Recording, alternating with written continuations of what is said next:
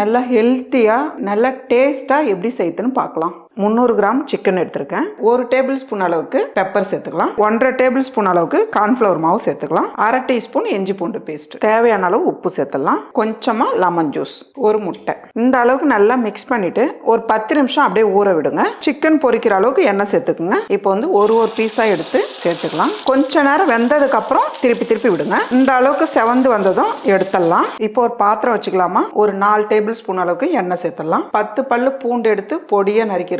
ஒரு பெரிய துண்டு இஞ்சி எடுத்து பொடியை நறுக்கிருக்கேன். பொடியை நறுக்குனா 2 பச்சை மிளகாய், 100 கிராம் பீன்ஸ் எடுத்திருக்கேன். 1 கப் அளவுக்கு நீளமா கட் பண்ண கேரட். ஃபர்ஸ்ட் ஓரளவுக்கு நல்லா வதக்கிடுங்க.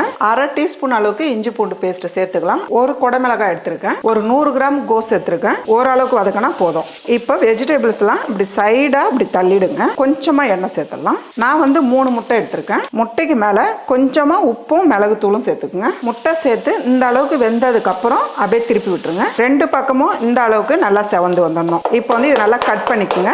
கொஞ்சமா உப்பு சேர்த்துக்குங்க.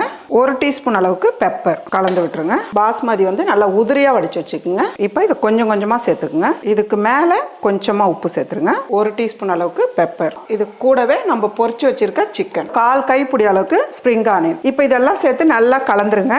அவ்வளவுதாம்மா, நல்ல ஒரு டேஸ்டான சிக்கன் ஃப்ரைட் ரைஸ் ரெடி.